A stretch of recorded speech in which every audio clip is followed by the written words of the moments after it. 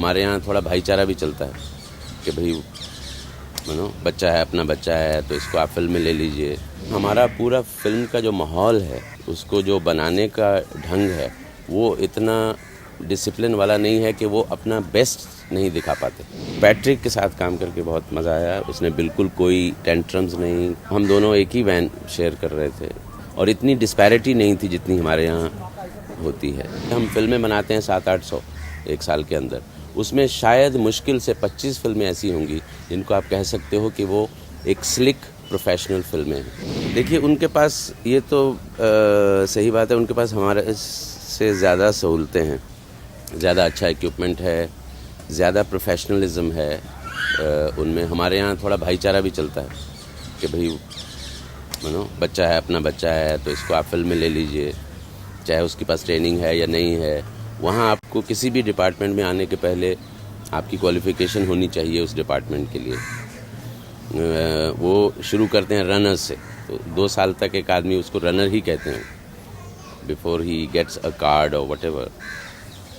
तो दोनों तरफ बहुत सारी मतलब ऐसी चीज़ें हैं, जैसे मैंने कहा कि उनके पास इक्विपमेंट हमसे बढ़िया है, टेक्नीशियंस हमारे यहाँ भी बहुत अच्छे हैं, मतलब कोई कम नहीं है, एडिटर्स हैं या कैमरामैन हैं या साउंड रिकॉर्डिस्ट हैं। लेकिन हमारा पूरा फिल्म का जो माहौल है, उसको जो बनाने का ढंग है, वो इतना डिसिप्लिन वाला नहीं है कि वो अपना बेस्ट नहीं दिखा पाते, चाहे वो एक्टर्स हों चाहे वो टेक्नीशियंस हों। बहुत कम फिल्में हैं, सुभाष घई की फिल्म आप कह सकते हैं, विनोद चोपड़ा की कह सकते हैं, रमेश सिप्पी की कह सकते हैं, ऐसे कुछ गिने चुने। जबकि हम फिल्में बनाते हैं 700-800 एक साल के अंदर, उसमें शायद मुश्किल से 25 फिल्में ऐसी होंगी जिनको आप कह सकते हो कि वो एक स्लिक प्रोफेशनल फिल्में हैं। मैं ये नहीं कह रहा हूँ कि सभी फिल्में जो हैं वो सीरियस हों या रुलाने वाली हों या गरीबी के ही बारे में हों, लेकिन एंटरटेनमेंट भी अगर हो, मनोरंजन भी हो, तो वो किसी अच्छे टेस्ट का होना चाहिए।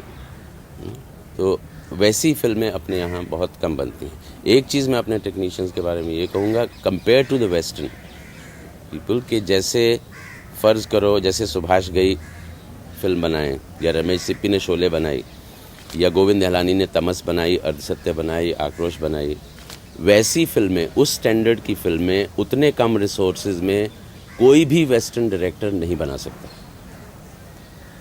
उतने कम रिसोर्सेज। मतलब जिस तरह का इम्प्रोवाइजेशन हम लोग कर सकते हैं, क्योंकि जब आप मरता क्या ना करता वाली बात होती है ना, तो किसी को अगर ट्रॉली नहीं है किसी के पास, वो कहेगा अच्छा चलो हॉस्पिटल की व्हील चेयर ले आओ, तो नीचे कोई ऐसी स्मूथ प्लाई का टुकड़ा बिछा लेंगे या कुछ ऐसा कर लेंगे कि जिससे उनकी वो ट्रॉली बन गई। मैंने सुना अशोक मेहता ने किसी फिल्म में, उसके पास क्रेन नहीं थी तो उसने रस्सी से क्रेन का शॉट ले लिया कि एक पुली बांध दी पेड़ के ऊपर और रस्सी बांध दी बिल्कुल झूले की तरह, और उसमें वो बैठ गया और वो पुली से किसी ने ऊपर खींचा तो वो क्रेन बन गई। तो इस तरह की जो इनोवेशंस हैं, क्योंकि रिसोर्सेज कम होने की वजह से जो कि इंडियन टेक्नीशियंस करते हैं, वो शायद वेस्टर्न लोग हैं जो इतना वो बंद जाते हैं, उनके पास वो सही ट्रॉली नहीं होगी तो वो फिर उनका दिमाग ही बंद हो जाएगा। उस हिसाब से तो सिटी ऑफ जॉय में मतलब बहुत it was very enriching experience working with those people right from the script level, unlike हमारे यहाँ जहाँ स्क्रिप्ट पूरी मिलती ही नहीं कभी। ज़्यादातर हमारी जो फिल्में हैं आपको सीन्स मिलते हैं, और वो भी अगर 2 साल तक फिल्म चल रही है तो हो सकता है फिल्म में बदलाव आ जाए, उसकी कहानी ही बदल जाए, थिंग्स लाइक दैट। तो वहाँ पे वो पहले ही स्क्रिप्ट के 10 ड्राफ्ट बने चाहे 12 बने। जैसे सिटी ऑफ जॉय के मेरा ख्याल है कुछ 8-10 ड्राफ्ट बने थे। ए चुप रहे। हाँ, शुरू में मुझे लगा कि भाई पैट्रिक स्वेजी है, he is a huge star in the west, और कैसे होगा, I was a little nervous, but and I was also ready कि भाई हमें भी मतलब उनसे कम नहीं पड़ना है। तो in terms of working hard, मैं 20 दिन पहले से ही जैसे रिक्शा चलाना मुझे सीखना था कि भाई ट्रैफिक के बीच में ऐसा ना लगे कि नौसखिया है, लगना चाहिए कि भाई वो ही is a real rickshaw puller. तो उसकी पहले से 15-20 दिन पहले से प्रैक्टिस उसकी की और बिल्कुल I was treating the rickshaw like a toy. तो पूरी तैयारी थी और पैट्रिक के साथ काम करके बहुत मज़ा आया। उसने बिल्कुल कोई टेंट्रम्स नहीं, कुछ नहीं, जैसे हम थे वैसे वो।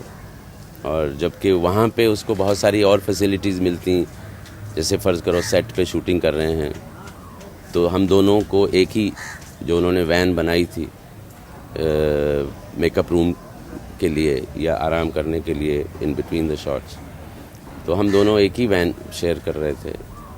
तो किसी तरह का कोई स्टारी टेंट्रम्स नहीं थे और इतनी डिस्पैरिटी नहीं थी जितनी हमारे यहाँ होती है।